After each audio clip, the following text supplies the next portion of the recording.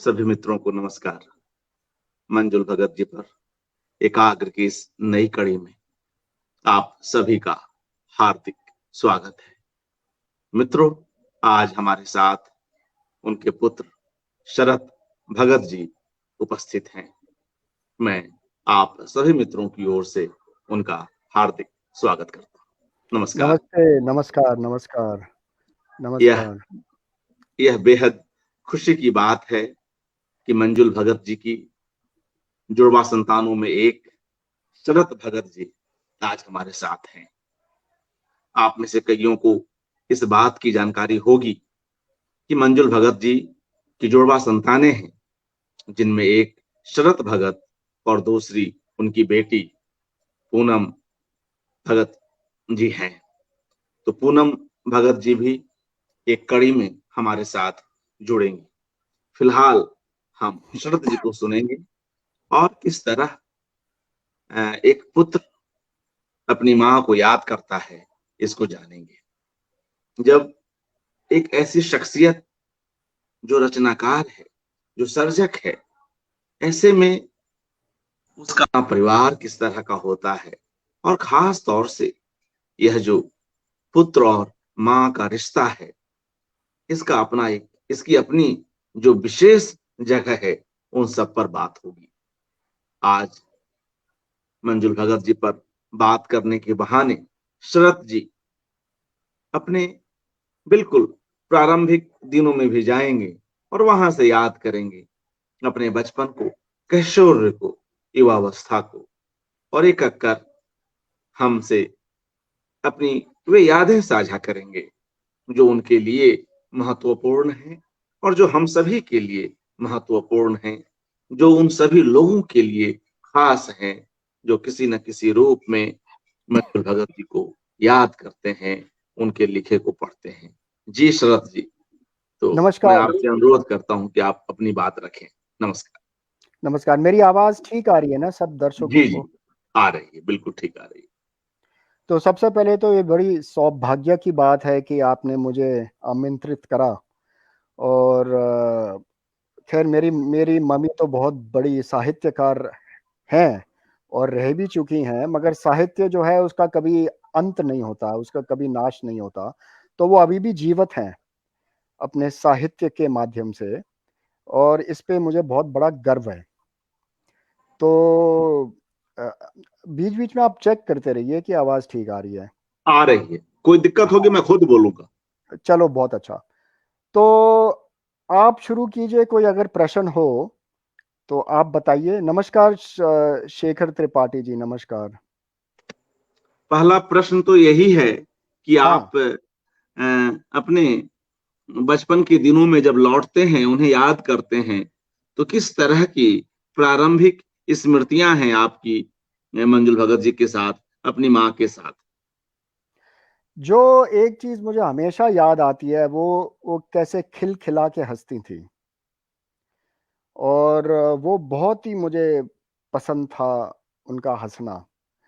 तो कोई, चाहे वो टेलीविज़न प्रोग्राम हो या कोई चुटकुला हो या किसी से संपर्क में कुछ बातचीत चल रही हो, वो जैसे हँसती थी, मुझे अभी तक वो जब हँसती थी मेरी भी हँसी छूट जाती थी। इतनी, जिसको कहते हैं ना इन्फेक्शस लाफ्टर जिसको कहते हैं, वो उनमें थी। और उनका जो हृदय था बहुत ही सरल था। उनमें किसी तरह की छल कपट नहीं थी। तो इसलिए छोटी-छोटी बातों पे भी उनको व्यंग नज़र आ जाता था। तो ये एक बहुत बड़ी चीज़ है जो मैं अपने अंदर भी कायम रखना चाहता हूँ। मैंने ये उनसे सीखा है कि डोंट टेक लाइफ सीरियसली। ये एक चीज़ जो है, मैं इसलिए लोगों को हँसाता भी हूँ और खुद भी बहुत हँसता हूँ। उससे जीवन भी अच्छी तरह चल जाता है। दूसरी बात जो मुझे उनकी याद है, वो है उनके पराठे। अब इसके बारे में मैं थोड़ा विस्तार में बात करूँगा। कई लोग मुझसे पूछ चुके हैं कि मैं साहित्य लिखता हूँ कि नहीं लिखता हूँ, मैंने कुछ लिखा है, प्रयत्न करा है कि नहीं? शायद ये सवाल आपका भी हो, अर्पण जी। जी क्या आपने हैं जी जी। आशुतोष जी नमस्कार, आशुतोष जी नमस्कार। तो अ, ऐसा है कि अभी तक तो मैंने कुछ लिखा नहीं, जी परंतु एक बहुत विशेष बात यह है कि मम्मी मेरे लिए पराठे बनाया करती थी जब मैं सुबह काम पे निकलता था। तो अगर तो काम करने वाली बाई आ जाती थी टाइम पे तो वो बना देती थी, नहीं तो अक्सर मम्मी बना देती थी पराठे। अब उस समय क्या है कि टपरवेयर और ये सब चीजें तो हुआ नहीं करती थी, ये तो बहुत, मैं कोई 30-35 साल पुरानी बात है। तो जो रवैया होता था दिल्ली में और खासकर इंडिया में, वो अखबार में पराठे लिपट जाते थे और वो अखबार में मैं उनको लेके चले जाता था। सहूलियत ये थी कि खाए और उसके बाद अखबार फेंक दिया, कुछ ऐसे बर्तन धोने की भी कोई आवश्यकता नहीं है। तो अर्पण जी बात ये है कि वो जो अखबार की जो प्रिंटिंग इंक है ना, वो थोड़ी बहुत पराठे में भी आ जाती थी। जब मैं पराठा 4-5 घंटे बाद खोलता था लंच टाइम पे, तो कुछ ना कुछ छपा हुआ पराठे पे भी मुझे दिख जाता था। तो आप यूं अनुमान लगाइए कि मैंने अपने जीवन में कम से कम 10-15 किलो प्रिंटिंग इंक मैं निगल चुका हूँ, हजम कर चुका हूँ। अब वो जो प्रिंटिंग इंक मेरे अंदर है और मेरे रगों में दौड़ रही है, कभी ना कभी तो एक पुस्तक के माध्यम से उपस्थित होगी। तो हो सकता है मैं भी एक पुस्तक लिख दूं। बस वो प्रिंटिंग इंक का है ये जादू, और मम्मी के पराठे का। तो इसमें मेरी मम्मी का भी हाथ है। तो ऐसा असंभव नहीं है कि मैं कुछ ना लिखूं, कुछ लिख भी सकता हूं, परंतु साहित्य नहीं होगा वो इसलिए क्योंकि मैं तो अखबार की इंक खाता था ना। तो कोई सनसनीखेज क्राइम फिक्शन या ऐसा कुछ ही निकलेगा, जो निकलेगा तो देखते हैं क्या होता है। वैसे मुझे क्राइम फिक्शन का बहुत शौक था बचपन में, और पापा को भी। और हम लोग बहुत पढ़ते थे, एक जेम्स हैडली चेस करके एक ऑथर था, उसकी एक एक किताब हम लोग बस चाट जाते थे। तो कहीं ना कहीं से कुछ ना कुछ हो सकता है निकल जाए, असंभव नहीं है। और कोई प्रश्न हो आपका? जी। और निश्चय ही यह बहुत ही रोचक बातचीत है हाँ, कि किस तरह से माँ के हाथों का पराठा आपको याद है, और भी बिल्कुल। पराठे अखबार में जिस तरह से लपेटे जाते हैं, हम्म। अखबार का वह इंक जो आपके भीतर है, वह बिल्कुल सब रगों में याद दौड़ रहा है, हाँ मेरे रगों खून में में दौड़ दौड़ रहा है। और रहा है। हमें भी प्रतीक्षा रहेगी हाँ कि हाँ हाँ हम देखें, हम जानें कि हाँ। आपकी कलम से किस तरह की चीजें बाहर आती हैं। कलम की आप जैसे आपने जिक्र जी करा, जी तो उन जमानों में मम्मी तो कलम से ही लिखा करती थी। और उसके मतलब उन्होंने इनिशियली तो कई बरस जो उन्होंने, उनकी लिखाई बहुत साफ थी, शुक्र है, तो वो उसको भेज दिया करती थी पब्लिशर के को, और वो छापते थे उसको। बाद में उनको बड़ी मुश्किल से एक हिंदी टाइपिस्ट मिला। और मुझे ये स्पष्ट याद है कई बार वो कहती थी हिंदी टाइपिस्ट बड़ा मुश्किल है ढूंढना। तो एक जनाब आते थे हमारे घर, आते थे, उनके जितने भी लिखे हुए थे ना, जो भी उनका लिखा हुआ था वो सब अपने साथ लेके जाते थे और 10 दिन बाद आके उसको वो टाइप रिटन दे देते थे।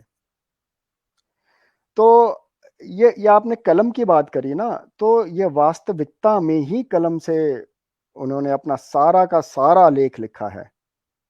क्योंकि हमारे पास टाइपराइटर था नहीं, और ना मम्मी को ना मुझे टाइपिंग आती थी।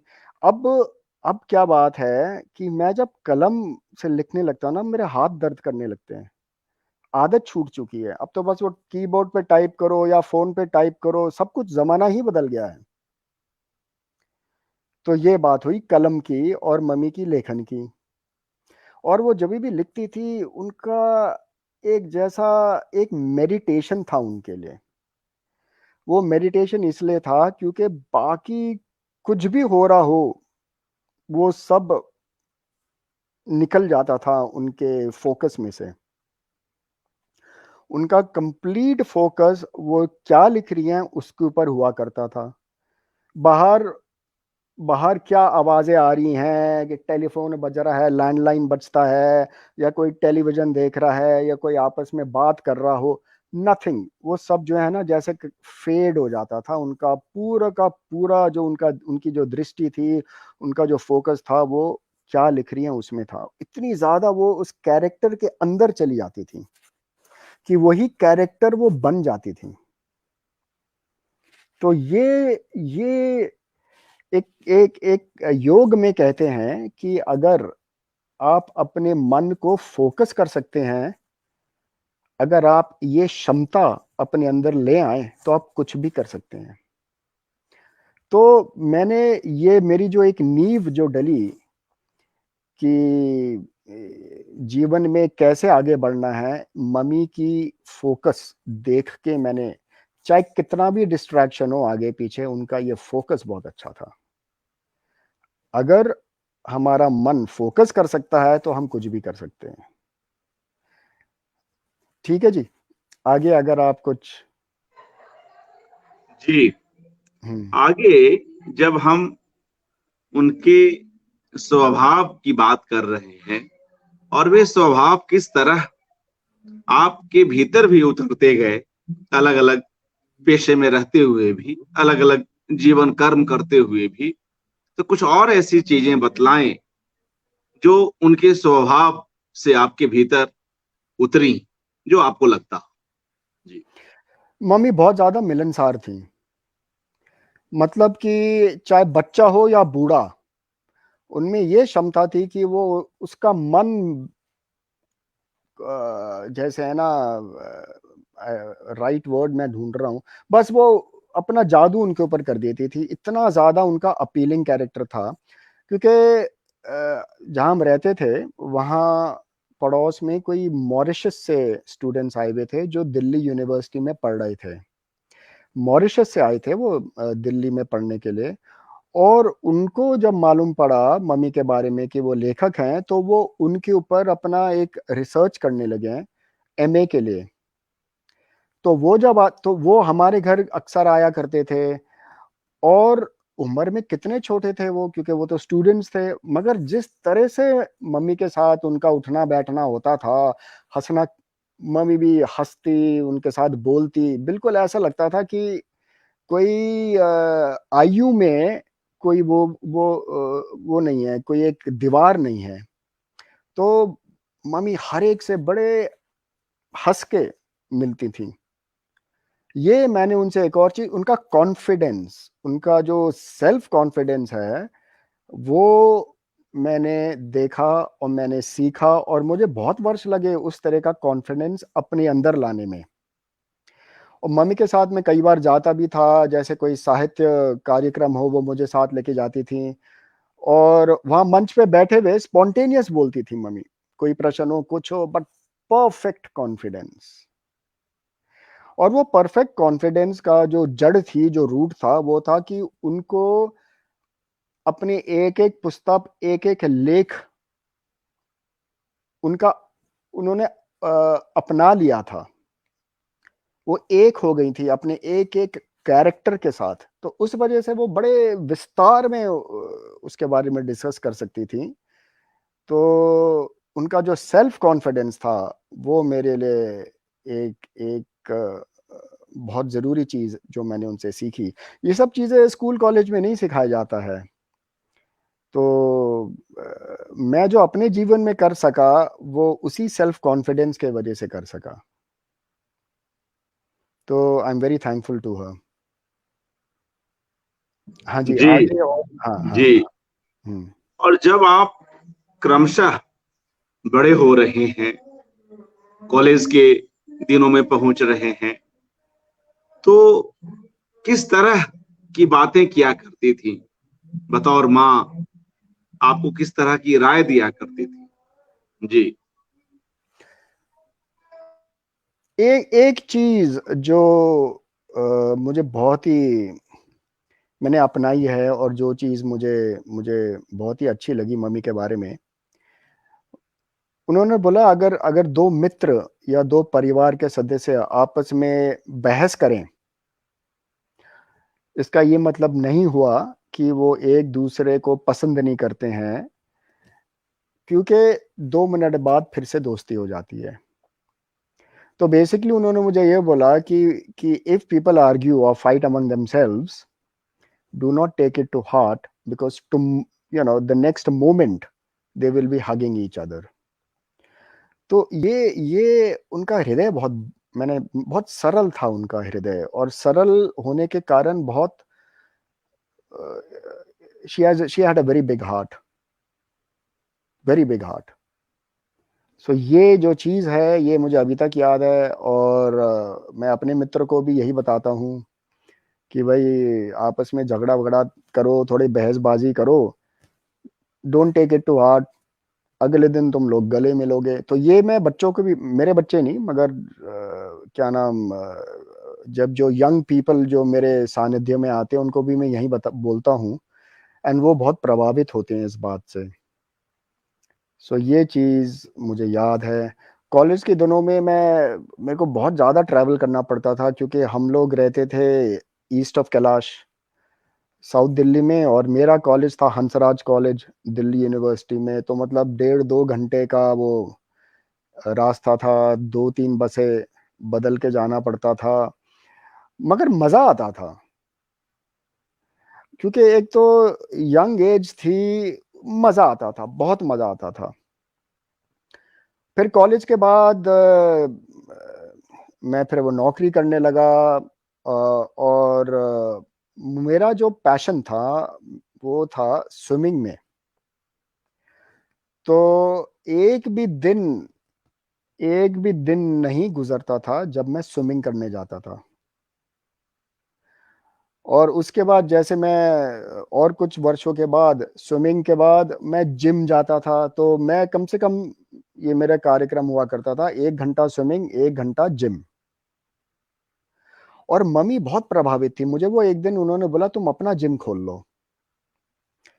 तो मैंने सोचा इसके बारे में, मैंने बोला मगर पैसे कहाँ से लाऊंगा मैं, क्योंकि जिम खोलना एक आसान काम नहीं है। तो हमारे पड़ोस में एक जिम था, और एक बार मैं काम पे गया हुआ था, मम्मी सीधा जिम चली गई। वो देखना चाहती थी कि वहां पे क्या हो रहा है, किस तरह का एनवायरनमेंट है। तो वो जो जिम के जो मालिक थे, जो वहाँ के गुरु थे, वो उन्होंने मम्मी को देखा सीढ़ियों से उतरते हुए, तो उन्होंने उनके चरण स्पर्श करे, बहुत उनका स्वागत करा, और मम्मी 1-1.5 घंटा वहां बैठ के सबके साथ गप्पे मार रही थी।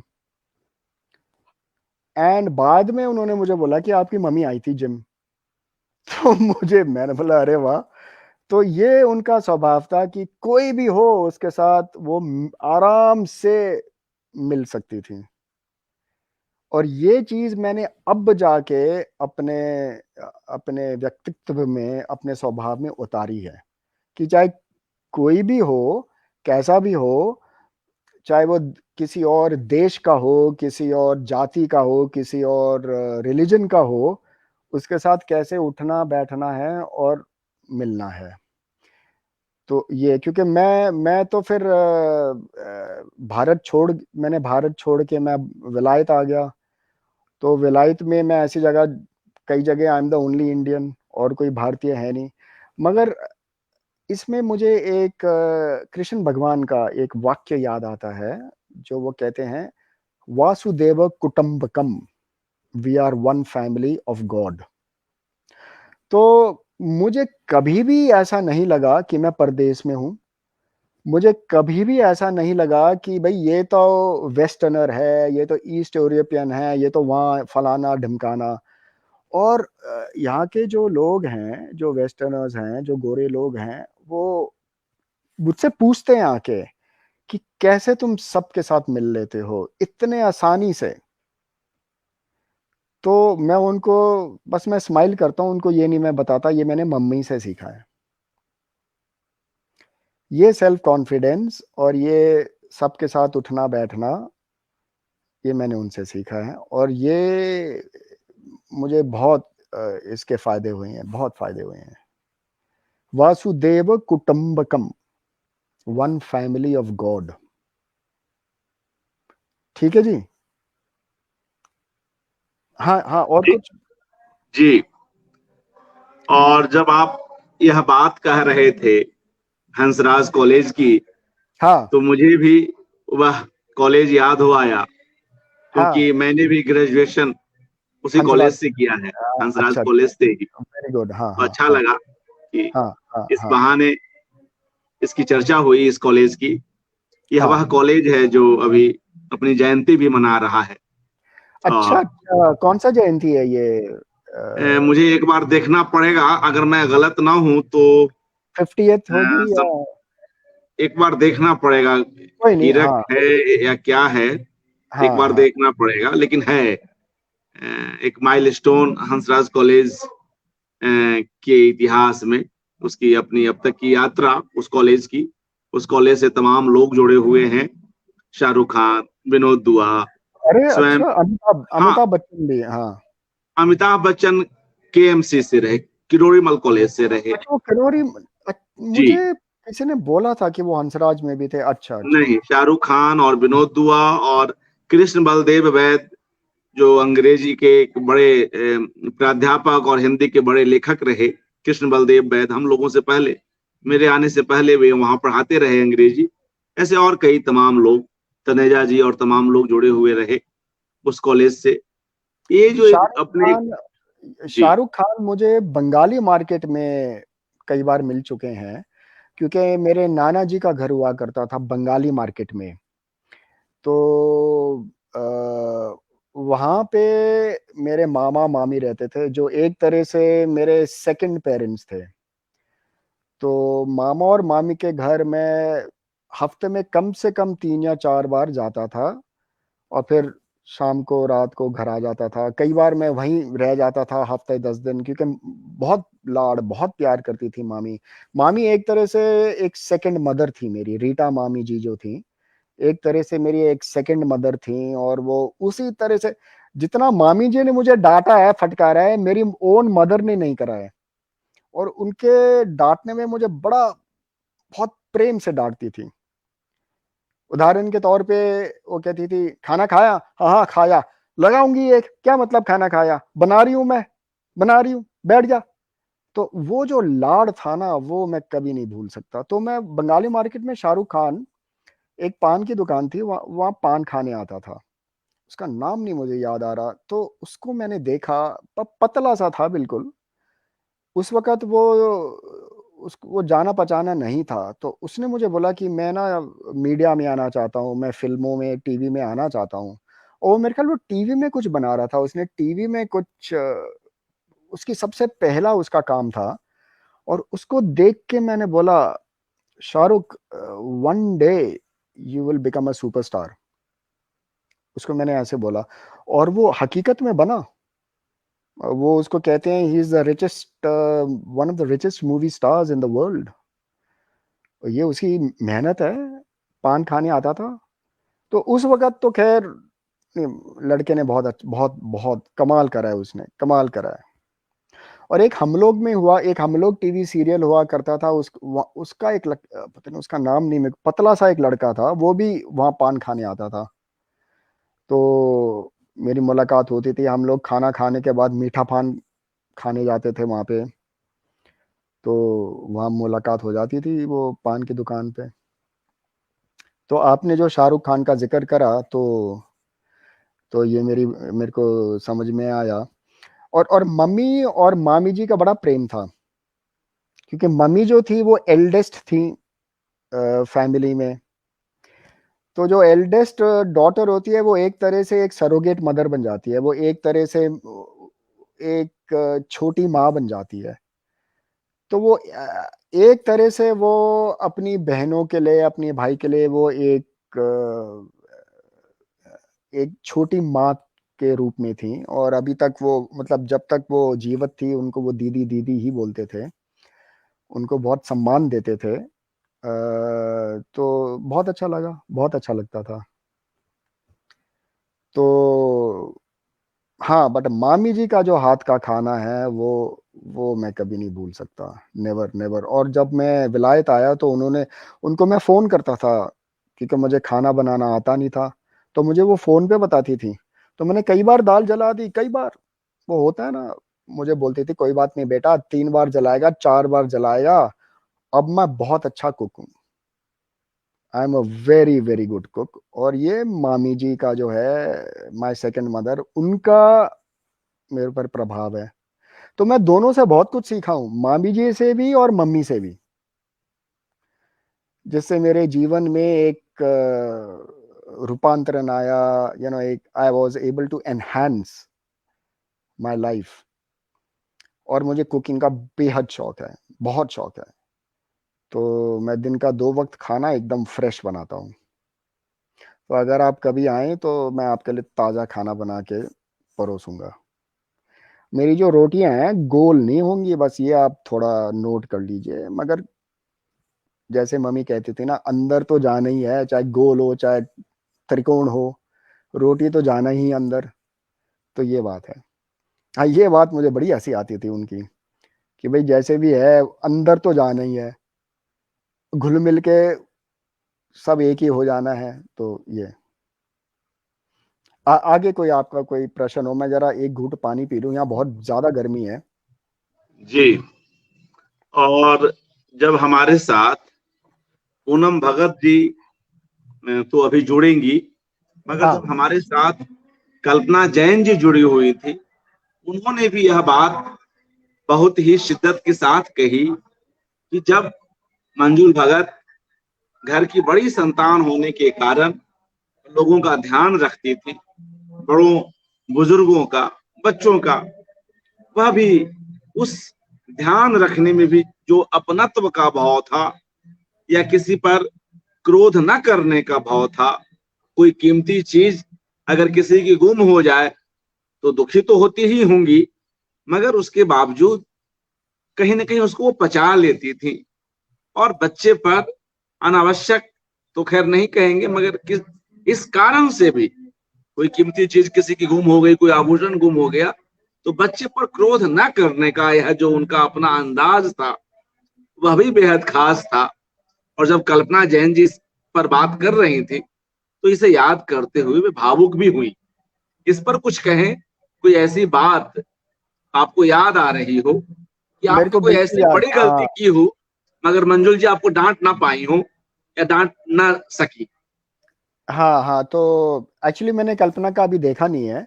मगर क्योंकि आपने यूट्यूब पे अपलोड कर रखा ना, तो वो तो किसी भी समय देख सकते हैं, ये है जी ना, जी करेक्ट? जी जी हाँ बिल्कुल। तो, हाँ तो मैं कुछ दिनों बहुत ज़्यादा बिजी था, तो मैं वो देखूंगा कल्पना का भी। एंड चित्रा मुदगुल आंटी, जिनको मैं बहुत सम्मान करता हूँ, मृदुला गर्ग का, उमा आंटी कहते हैं हम उनको, शायद आपको मालूम होगा।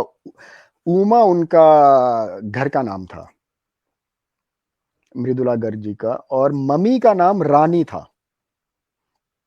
ये मुझे लगता है किसी ने जिक्र करा होगा जरूर।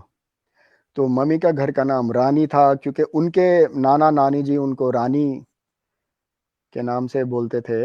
मंजुल कोई नहीं बुलाता था उनको, मंजुल खाली पापा ही बुलाते थे उनको।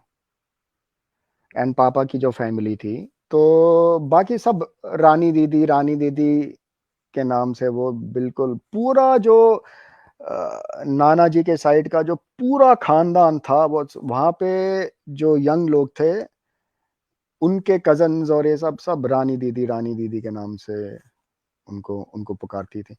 तो ये बहुत वर्ष पहले की बात है कि उनको किसी ने क्रॉस का पेन दिया। क्रॉस का जो पेन था, वो उन जमानों में कम से कम 1,500 रुपए का होगा, कम से कम। तो वो मैंने बोरो कर लिया मम्मी से कि भाई मैं भी कुछ लिख रहा हूँ, कुछ साइन वाइन करना हो, और वो पेन मैंने घुमा दिया। ये मुझे अभी तक याद है। तो मम्मी ने मांगा पेन वापस, मैंने मेरे से तो गुम गया वो पेन। तो मम्मी हंसी, मैंने बोला बड़ा महंगा पेन था। मैंने बोला महंगा तो था, मगर अब तो गया।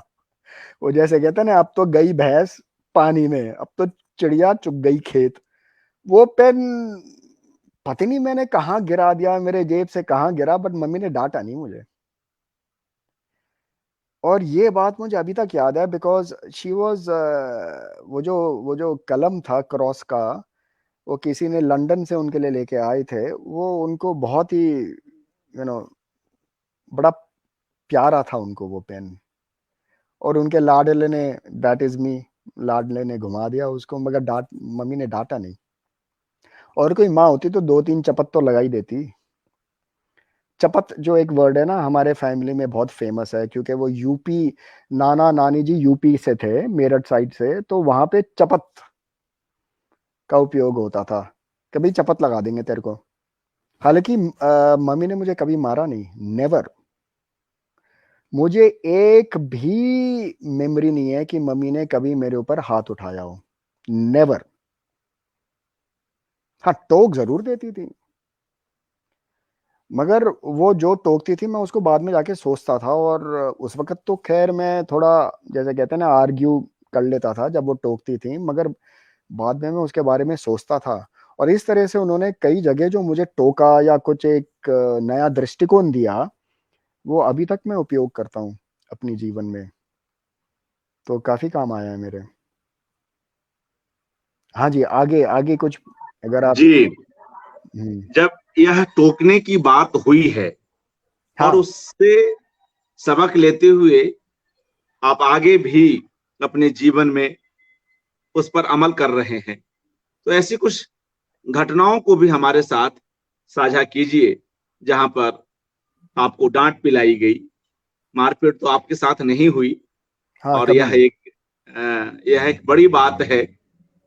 और यह मंजूर भगत जी के स्वभाव में ही है कि वह कभी भी ऐसी चीजों के लिए किसी बच्चे के साथ उस स्तर पर नहीं जुड़ी जिस स्तर पर कई स्त्रियां या कई पुरुष, कई माँ, कई पिता आ जाते हैं, मारपीट कर लेते हैं बच्चों के साथ। वैसे व्यवहार भारत में और उस दौर में तो एक सामान्य घटना थी, उचित नहीं थी, मगर एक सामान्य परिघटना थी।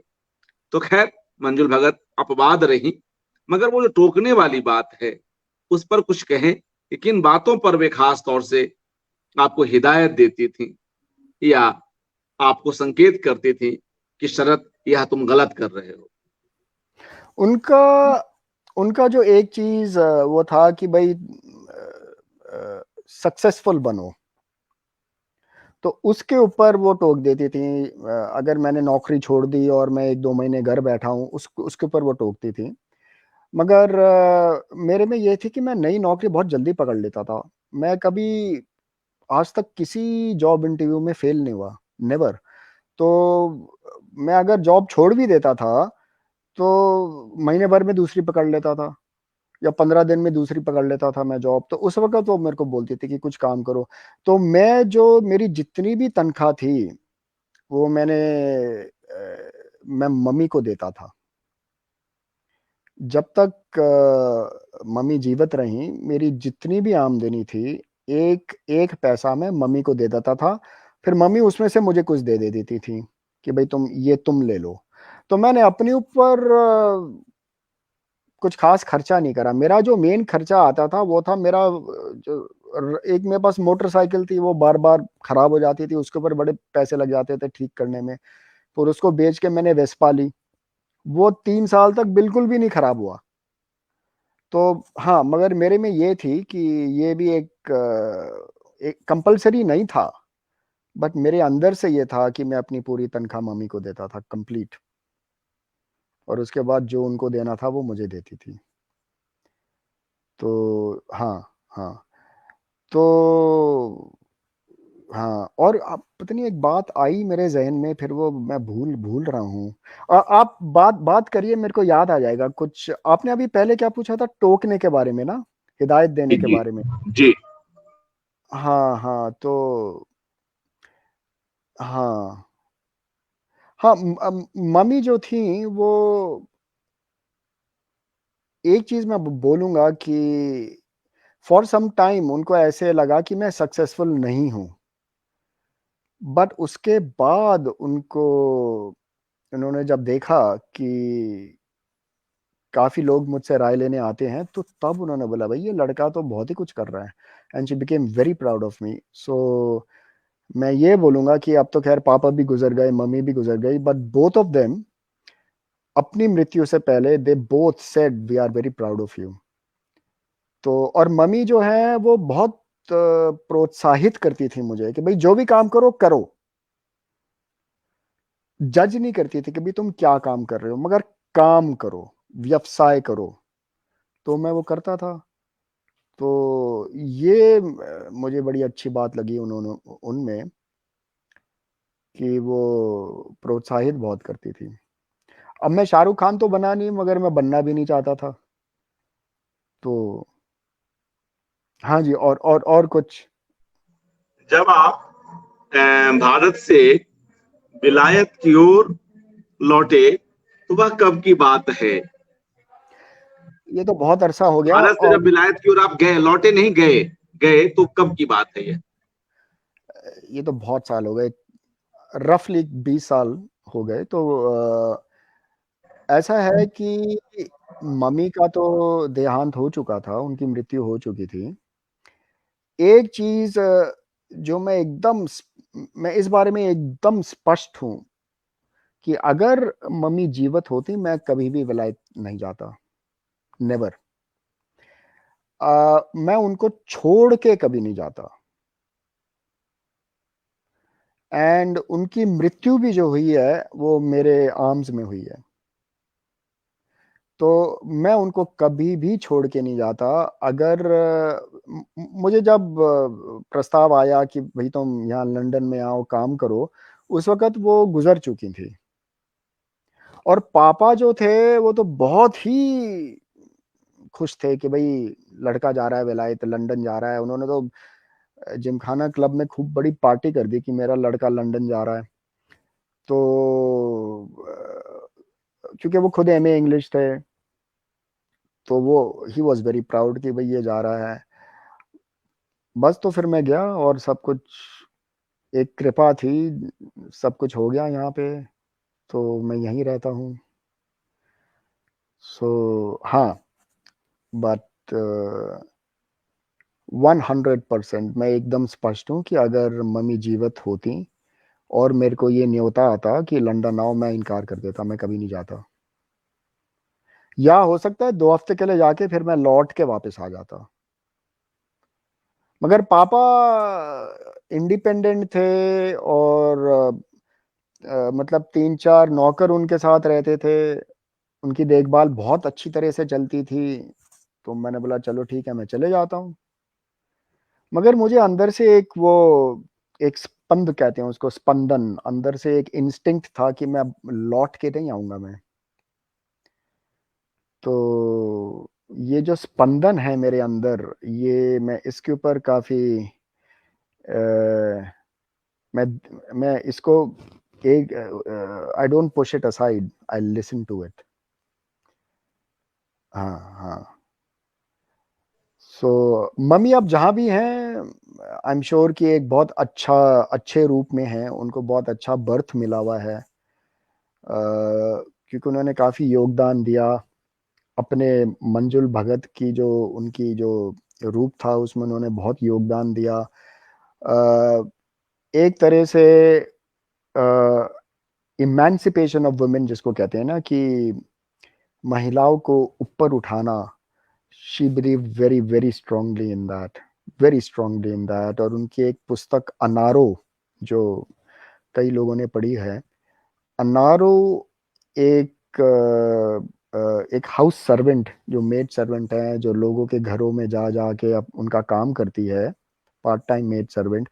अनारो एक ऐसी मेड सर्वेंट के संघर्ष के बारे में है कि उसने जीवन में हार नहीं मानी, और उसने पूरे अपने परिवार को, अपने बच्चों को, अपने हस्बैंड को, उन्होंने उनका पालन पोषण करा। तो मम्मी ने ये जो अनारो का जो कैरेक्टर था, वो हमारे घर सोना करके एक आती थी काम करने वाली, वो भी मेरे लिए पराठे बनाती थी अगर समय पे पहुंच जाए। तो अगर वो समय पे नहीं पहुंचती थी और मेरा निकलने का समय हो गया तो मम्मी बना देती थी, नहीं तो सोना बनाती थी। वो जो पराठे हैं जो अखबार में लपेट के मैंने खाए हैं, तो अनारो जो है वो जो कैरेक्टर है, क्योंकि सोना जो है वो घंटों बात करती थी मम्मी के साथ। और जैसे मैंने बोला ना, मम्मी बहुत मिलनसार, सभी के साथ बात। तो मम्मी बहुत गौर से, बड़े फोकस के साथ वो सोना को सुनती थी। वो अपने बारे में क्या बता रही है कि भाई आज उसके पति ने ये करा, आज उसके बच्चों ने ये करा, आज ये हुआ, आज वो दूसरे घर की मालकिन ने ये करा। तो मम्मी ये सब बड़े गौर से, बड़े ध्यान से सुनती थी। और बस, शी क्रिएटेड अ बुक। वो पुस्तक का निर्माण हुआ, अनारो, जो कि मेरे जो समझ में है इज उनका सबसे महत्वपूर्ण, शायद यू नो बेटर, उनका सबसे महत्वपूर्ण कार्य जो है वो अनारो रहा है। एक चीज और जो मम्मी ने मुझे बोला, जो कि मैं कई लोगों को यहाँ बोलता हूँ लंदन में।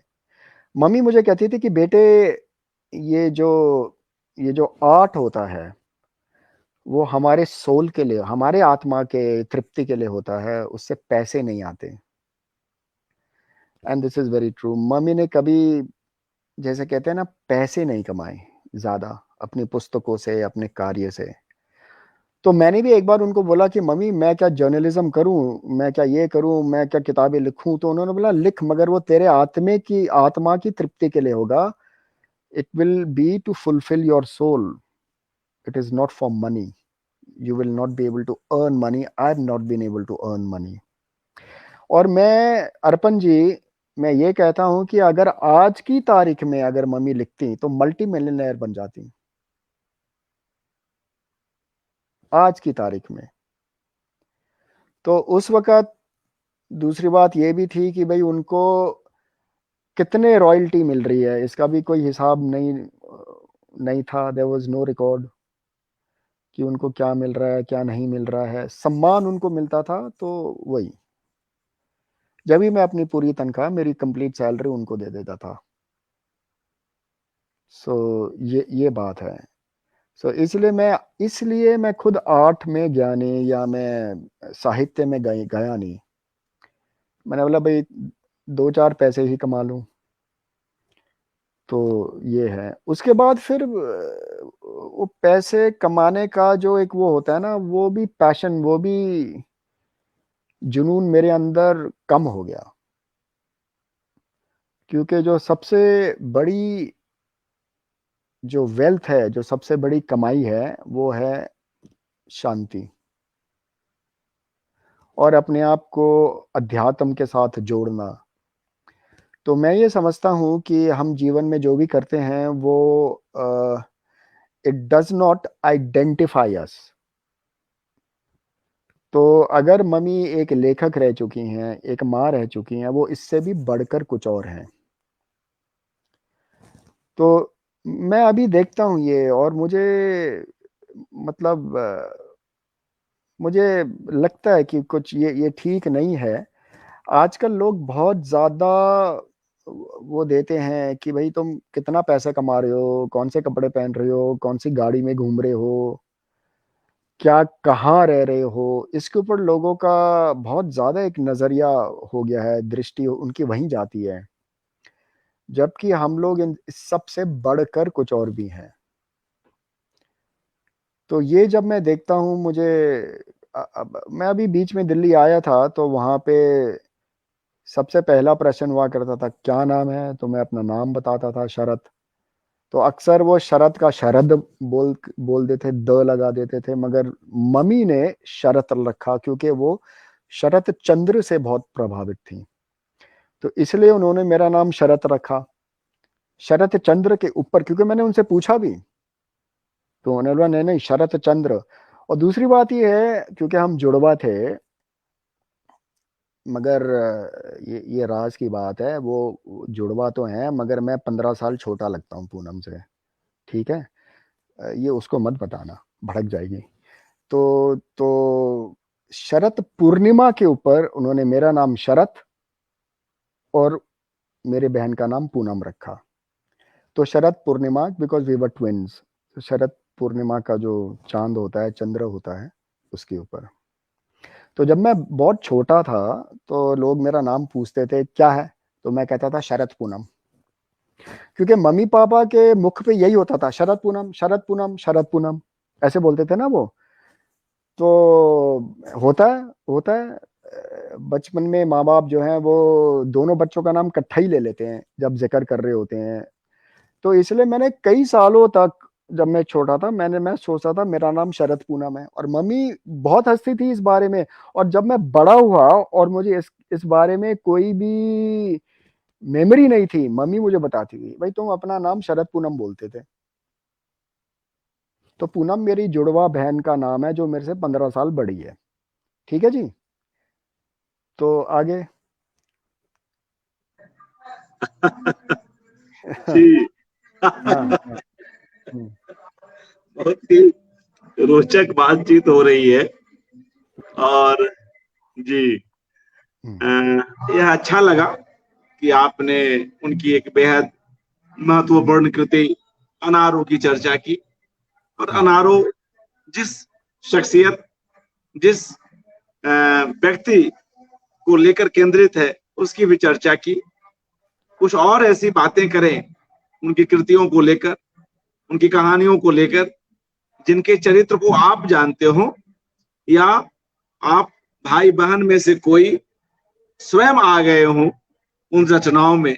ऐसी कोई बात याद आती हो, या कभी स्वयं अ, मंजुल भगत जी ने यह बात कही हो कि शरद यह तुम पर है, या पूनम यह तुम पर है, ऐसा कुछ? नहीं, मुझे उसका तो आई डोंट थिंक सो कि उन्होंने मेरे ऊपर या पूनम के ऊपर कोई किताब लिखी या हम लोग उनके कैरेक्टर बने, मुझे लगता तो नहीं है।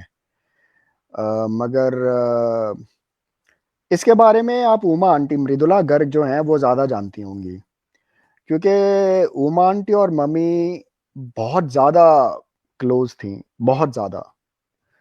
एंड दोनों साहित्यकार थे, तो घंटों फोन पे भी बात हुआ करती थी साहित्य के बारे में। फिर अचला बंसल जो अच्चू आंटी, वो भी लिखने लगी। तो मगर आई थिंक अच्चू आंटी ज़्यादातर इंग्लिश में लिखती थी, अंग्रेजी में। मगर मृदुला गर्ग और मम्मी दोनों हिंदी में लिखते थे। वो दोनों एक तरह से सखियां थी, और बहुत गंभीर चर्चा हुआ करती थी साहित्य के बारे में। तो उमा आंटी यानी मृदुला गर्ग इसके ऊपर ज्यादा आपको बता सकें कि मेरे ऊपर या पूनम के ऊपर कुछ है कि नहीं, मेरे ख्याल से तो नहीं है।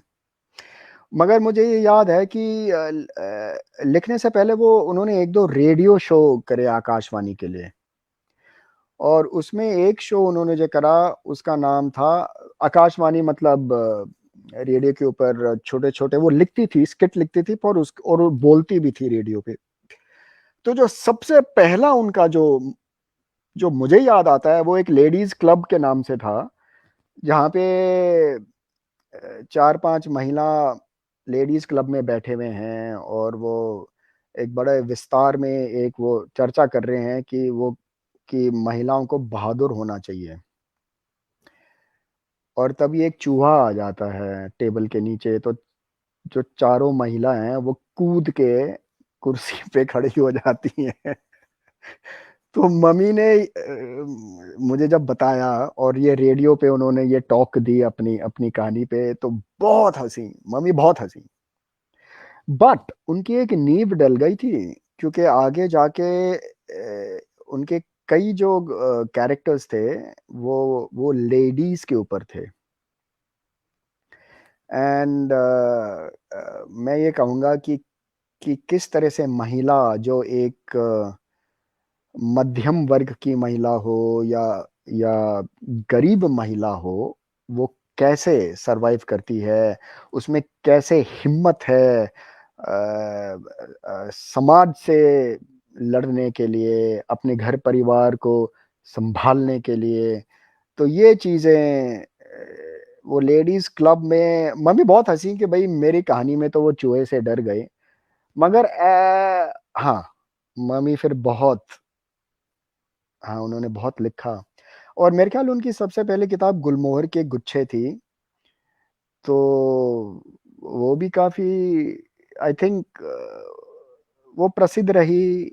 मगर मृदुला गर्ग से आप बात करें, ज्यादा उमा आंटी जो हैं वो ज्यादा इसके विस्तार में आपको बतलाएंगी। आप उनका एक इंटरव्यू फिर से ले लीजिए। तो because I think she is the best to talk about Mummy's work and the sahitya that Mummy did. She is the most qualified. मैं और पापा तो जेम्स हैडली चेज पढ़ते थे, तो जब भी मैंने बोला ना कि मैं इतनी ज्यादा वो प्रिंटिंग इंक खा चुका हूँ 10-12 किलो, तो कुछ ना कुछ तो निकलेगा मेरे अंदर से। हो सकता है मैं भी क्राइम नॉवल सनसनी खेज कोई पुस्तक लिख डालूं, क्योंकि अखबार की इंक खाने के बाद व्यंग तो मैं, हास्य व्यंग तो खैर गया काम से, वो तो मैं लिख नहीं पाऊंगा। तो कुछ ना कुछ जेम्स हैडली चेज की तरह ही कुछ लिखूंगा, और लिखूंगा अंग्रेजी में। तो ये बात है। और कोई प्रश्न और कुछ आप? जी जी। आपने मृदुला गर्ग जी की बात की, वे हाँ। हमारे साथ जुड़ी हुई हैं। और जब अच्छा आप अच्छा। पान वाले की बात कर रहे थे तो नमस्ते वे आंटी। बतला रही थी, हाँ हाँ। गुलजारी लाल पान वाला। कौन, उमा आंटी बोल रही थी? हाँ, अच्छा मृदुला जी हम अभी अच्छा। अभी इस कार्यक्रम को देख रही हैं, बहुत पहले की हाँ, बात है। कार्यक्रम की शुरुआत में गुलजारी ही जब आपने लाल, हाँ पान वाले की हाँ चर्चा की थी, हाँ, बंगाली गुलजारी मार्केट लाल। की। हाँ अच्छा, हाँ अब याद आ रहा गुलजारी लाल। और एक हाँ, एक चीज और मुझे जो याद है, वहां पे भीमसेन की दुकान और एक नथु स्वीट्स हुआ करती थी, आमने सामने। दोनों एक्चुअली भाई थे, उसके बाद उनमें बंटवारा हो गया। तो भीमसेन जो था ना, भीमसेन हलवाई, वो बहुत फेमस था वहाँ का। और मेरा वहाँ पे जो बिल्कुल फेवरेट था वो मसाला डोसा था। और आप आपने जैसे बोला ना कि मम्मी ने मुझे कभी टोका कभी डांटा, मैं ये बताता हूँ कि मम्मी मुझे रिवॉर्ड कैसे करती थी। ठीक है, मम्मी का ये था, और ये अभी तक मेरे अंदर है, अभी तक। इस बात को हो गए होंगे 45 साल, 40 साल। मुझे मसाला डोसा की ट्रीट मिलती थी। मतलब एक मुझे एक चीज याद है कि हमें एवरी ईयर, क्योंकि हाँ हम बंगाली मार्केट रहते थे नाना जी के घर पे, मम्मी पापा हम सब, मैं पूनम छोटे थे। मतलब नाना जी के घर पूरा परिवार कभी ना कभी किसी क्षण रह चुका है। तो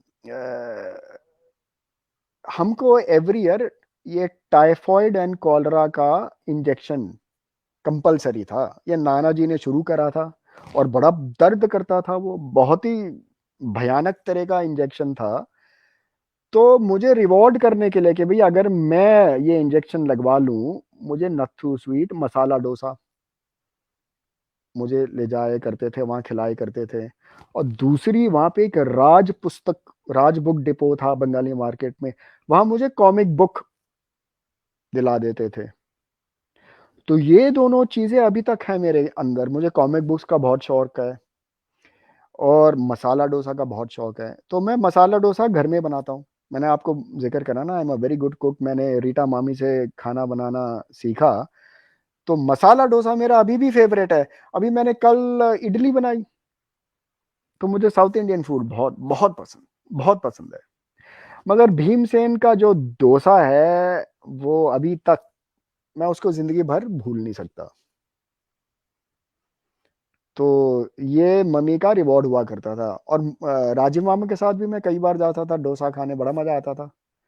तो मैं और राजीव मामा जो हैं वो डोसा खाने चले जाते थे। और राजीव मामा को कॉफी का बहुत शौक था, तो कोऑप्स करके एक हुआ करता था, मुझे मालूम नहीं अभी अभी है कि नहीं। कोऑप्स हम चले जाते थे कॉफी पीने। और जो नानी जी थी उनको एक वोल्गा रेस्टोरेंट था वहां पे, कनॉट प्लेस में। वहां पे स्ट्रॉबेरी मिल्क शेक का उनको उनको बड़ा वो था। उनको शी लव्ड इट। और ये आलू के कटलेट, तो नानी जी मुझे वहां लेके जाया करती थी, स्ट्रॉबेरी मिल्क शेक और आलू के कटलेट वोल्गा रेस्टोरेंट में खाने के लिए।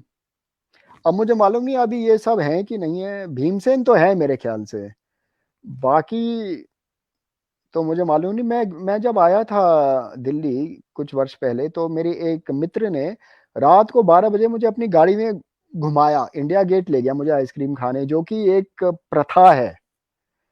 जो दिल्ली वासी हैं वो अगर इंडिया गेट के आसपास हो तो वो आइसक्रीम खाने जरूर जाएंगे वहां पे, गेलॉर्ड या क्वालिटी या जो भी।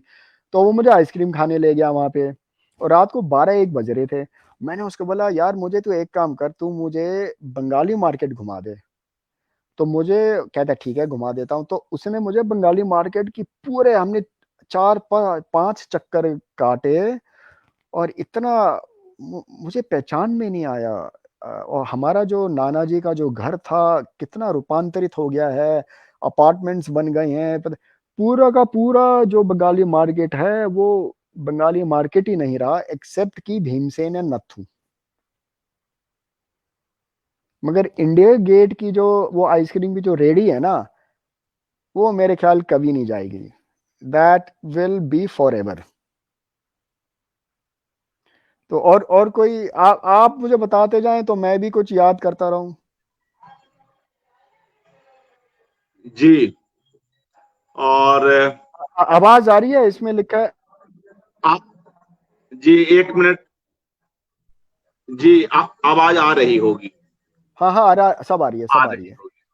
हाँ आ मैं रही है। यह कह रहा हूं कि अब हम लोग क्रमशः कार्यक्रम के उत्तरार्ध में भी हैं, हाँ, लेकिन अभी एक प्रतिक्रिया आ रही है मृदुला गर्ग जी की, जब आपने बंगाली मार्केट की बात की। भीमसेन भी है, नत्थु अब भी, अरे वाह वाह हाँ। वाह, हाँ very good very good very good very good.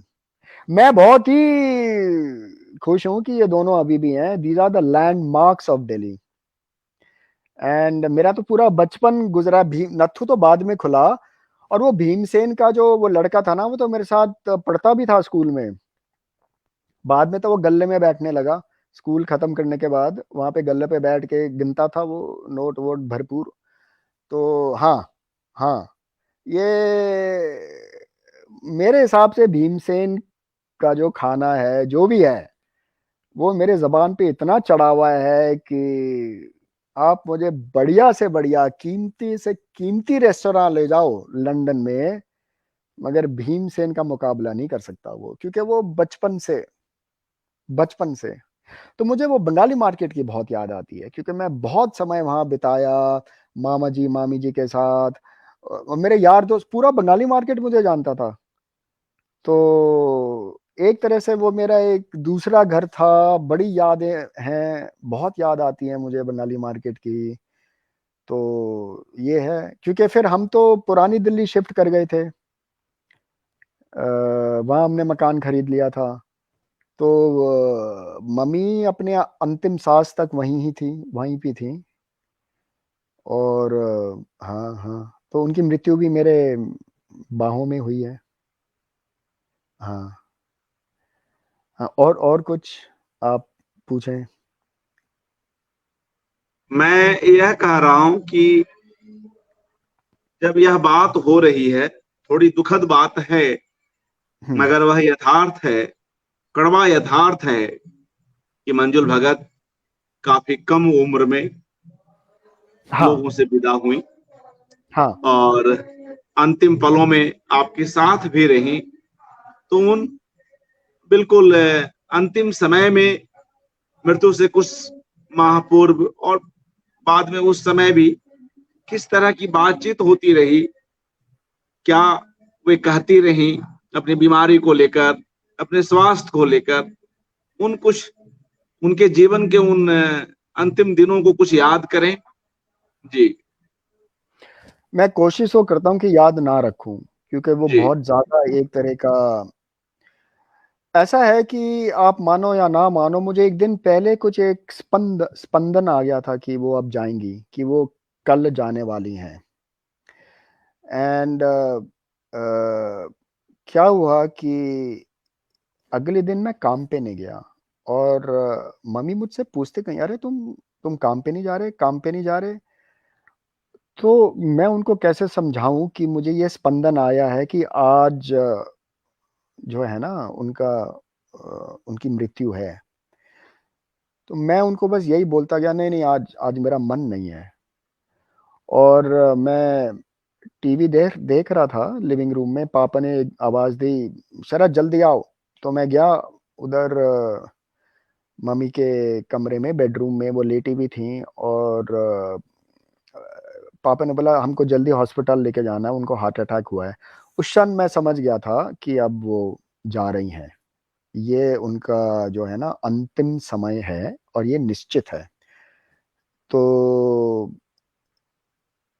हाँ, अब एक चीज मैं आपको बताना चाहूं कि मम्मी ऑल द टाइम एक चीज बोलती थी, और ये 20 years बिफोर डाइंग उन्होंने मुझे बोला था, and she repeated it many time. She said, मेरी जब मृत्यु का समय आएगा, मैं ये चाहती हूं कि ये अस्पतालों की मशीन जो हैं वो मेरे ऊपर ना लगाई जाए।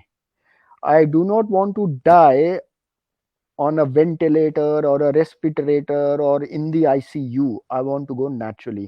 ये मुझे बड़े स्पष्ट रूप से मालूम है कि 20 years even before she died, she used to say, ये मेरी एक इच्छा है कि मेरा जो जीवन है उसको प्रोलॉन्ग नहीं करा जाए through machines. And she died at the door of the hospital. At the door of the, पहले उन्होंने बोला मुझे यह हॉस्पिटल लेके जाओ, हम वहां लेके गए, उन्होंने बोला कि भाई हाँ हमारे पास मशीनें नहीं है, इनको इनको तो अब लगाना पड़ेगा मशीनों पे, हमारे पास वो सब है नहीं। तो हम जल्दी से ले गए, 5 मिनट दूर एक और अस्पताल था, but she died at the door of the hospital. तो जो उनकी ये मनोकामना थी वो ऊपर वाले ने पूरा करी। उसके बाद हम उनको घर लेके आए, एयर कंडीशन ऑन करा, वहां पूरी रात रखा, और फिर सुबह उन करा था अंतिम संस्कार उनका। तो ये बात मुझे अभी तक याद है कि वो उनका जो अ, अ, जो लास्ट 2 शब्द थे, अरे तुम संजीव के पास नहीं गए, क्योंकि मैं वो संजीव मेरा एक क्लाइंट था, उसके यहाँ मुझे जाना था। मतलब नहीं, मैं आज नहीं जा रहा संजीव के यहाँ। और जो उनका एकदम अंतिम जो वेरी लास्ट वाक्य था, मैंने उनसे पूछा मम्मी दर्द हो रहा है? उन्होंने अपना सर हिलाया एंड बोला बिल्कुल भी नहीं। तो वो हार्ट अटैक के बाद जो था, उनको बिल्कुल भी कोई भी पेन की फीलिंग नहीं थी, क्योंकि मैंने स्पष्ट रूप से पूछा, शी एंड उन्होंने बोला बिल्कुल नहीं। सर भी हिलाया और मुंह से भी बोला बिल्कुल नहीं, दैट कोई भी उनको पेन नहीं था। और उसके ठीक मेरे ख्याल 25-30 मिनट बाद फिर वो और चली गई। जो मेरा सोचने का विचार है कि एक और माँ उनका उनका इंतजार कर रही थी अपने कोख में उनको लेने के लिए, तो वो वहां चली गई दूसरे माँ के पास। तो मेरा भी एक ये विचार है कि मेरे विचार थोड़ा अलग है आप देख रहे होंगे। मेरा ये विचार है कि हम सब लोग जो हैं, हम एक हिरण्य गर्भा के अंदर पल रहे हैं, the golden womb of the universe. तो हम जो माँ है वो कभी छोड़ के नहीं जाती हमें, वो अलग अलग रूप में आती है हमारा पोषण करने के लिए। और हम सब जो हैं वो हिरण्य गर्भा में हमारा पोषण हो रहा है, the golden womb of the universe. और मुझे इस बात का इतना ज्यादा एक विश्वास है कि मैं अकेले बस खाली 300 पाउंड लेके मैं लंदन आ गया, कि मैं हिरण्य गर्भा जो है वो मेरा पोषण करेगा। 3 कपड़े मैं लेके आया था, और 300 पाउंड जो अभी तक मेरे पास पड़े हुए हैं। पापा ने दिए थे 300 पाउंड ले जा, अभी तक पड़े हैं, पता नहीं कहाँ है, मेरे को ढूंढना पड़ेगा। अमेरिकन एक्सप्रेस का उन्होंने चेक काटा था, वो कहीं ना कहीं पड़ा हुआ है, या हो सकता है घूम भी गया हो। तो जो माँ है वो अलग अलग रूप में आती है, मगर छोड़ के नहीं कभी जाती। कोई भी बच्चा जो है उसको माँ ने कभी नहीं छोड़ा है, अलग रूप में आई है। अब आप ये मुझे बोल रहे हैं, एक एक श्रेणी होती है जिसको कहते हैं गंधर्व, शायद आपने नाम सुना होगा। तो जो गंधर्व जो होते हैं, हम हमारी तो मनुष्य की श्रेणी है, जो गंधर्व होते हैं वो कहा जाता है कि वो बहुत आर्टिस्टिक होते हैं। और उनमें एक हुनर होता है, खासकर संगीत में, खासकर तो गंधर्व जो हैं वो संगीत के विशेषज्ञ होते हैं, और वो उनका जो जन्म होता है मनुष्य रूप में, वो ऐसा कुछ संगीत का जो है निर्माण करने का होता है। तो मैं ये सोचता हूँ कि मम्मी की जो राइटिंग थी और जो मृदुला गर्ग की जो राइटिंग है, वो भी संगीत है, वो भी संगीत है। तो हालांकि टेक्निकली तो गंधर्व खाली संगीत के उसमें आया जाता है, मगर ये दोनों गंधर्व हैं, मृदुला गर्ग एंड मम्मी। तो बस जी यही कहना चाहूंगा। जी, अच्छी बातचीत रही। और जिस तरह से मृदुला गर्ग जी ने अपने उपन्यास मिलजुल मन में इस पूरे रिश्ते को उकेरा है, और जिस तरह से मंजुल जी पर एक बड़ा हिस्सा केंद्रित किया है, स्वयं से अधिक उनके बारे में लिखा है, वह भी इस बात की पुष्टि करता है, उनका वह उपन्यास। और जिस तरह से इस एकाग्र को लेकर भी मृदुला गर्ग जी संजीदा है, यथासंभव अपनी ओर से राय दे रही हैं, लगभग सारे कार्यक्रम देख रही हैं, स्वयं आ रही हैं, वह कहीं न कहीं मंजुल भगत के प्रति, अपनी बड़ी बहन के प्रति, अपनी कहीं न कहीं यह कहिए समानशील व्यक्ति के प्रति एक रागात्मक भाव है। वह बहनापा से अधिक है, वह जो बिल्कुल आत्मिक, जी, वह जो बिल्कुल सच है, आत्मिक बिल्कुल संबंध है सच है। इन हाँ दोनों का, हाँ एक शब्दकारों के रूप में जिस तरह हाँ हाँ की एक हाँ, दूसरे की समझ है, वह खास है। और बिल्कुल शरद जी, हमने तो मंजुल भगत जी को पढ़ा ही है, शब्दों में उन्हें पढ़ा है, जोर जोर से भी पढ़ा है, और उसे पढ़ते हुए उनके लेखन से प्रभावित भी होते रहे हैं। मगर आज जब आपको सुन रहे हैं तो कहीं ना कहीं यह भी लग रहा है कि आपके भीतर से भी एक मंजुल भगत बोल रही हैं। कहीं ना बिल्कुल। कहीं तमाम हाँ मित्रों को ऐसा लग रहा होगा। आपने जिस तरह से उनकी यादों को संजो रखा है और एक एक कर इतनी सारी बातचीत हमसे की, बिना किसी खास तैयारी के, बिना किसी क्रमवार बिंदु के, वह अपने आप में उल्लेखनीय है। और हम आपके इस भाव को समझते हैं। आपने इतना समय दिया, आपका हार्दिक आभार, और तमाम मित्रों का जो इस कार्यक्रम को देख रहे हैं, शुक्रिया। चलते चलते कोई और ऐसी बात जो आप कहना चाहें तो जरूर कहें शरत जी।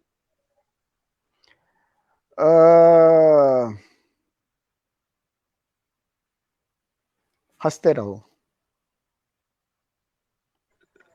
जीवन जो बहुत है बहुत खूब, हंसने के लिए है, हंसते रहो। बहुत खूब, बहुत बहुत शुक्रिया। बहुत बहुत शुक्रिया आपका। और और मित्रों, आप, मैं आभारी हूँ कि आपने मम्मी के ऊपर ये सब आप लिख रहे हैं, ये प्रोग्राम बना रहे हैं। तो अब आप मेरी वो पूनम पूनम जो है, जो मेरी जुड़वा बहन 15 साल मेरे से बड़ी हैं, उनका उनका उनका कब कर रहे हैं? वो आएंगी 15 तारीख को। जो ये अच्छा, 15 का जो आपने इंडिपेंडेंस आंकड़ा डे। दिया है, तो ये 15 हाँ को ही आएंगी। और अच्छा मुझे अच्छा अच्छा। यकीन है कि हाँ 15 अगस्त को जब भी आएंगी तो वो हाँ यह बोलेंगी कि शरद हाँ हमसे 15 वर्ष बड़ा है। उसके बाद बिल्कुल मत मानना, झूठ बोल रही है। ठीक है। चलिए, इसी और नोट मुझे के साथ, आप YouTube का लिंक मुझे भेज दीजिएगा जब ये अपलोड होगा। तो जी मैं जी अपने मित्र, जो जो मेरे मित्र हिंदी समझते हैं, जो जी दिल्ली में हैं, उनको मैं भेज जी, दूंगा। बिल्कुल। बहुत बहुत शुक्रिया, अच्छी थैंक यू बातचीत वेरी मच। रही। शुक्रिया। Thank you. नमस्कार, शुक्रिया। शुभ रात्रि। नमस्कार नमस्कार, शुभ रात्रि, बाय बाय।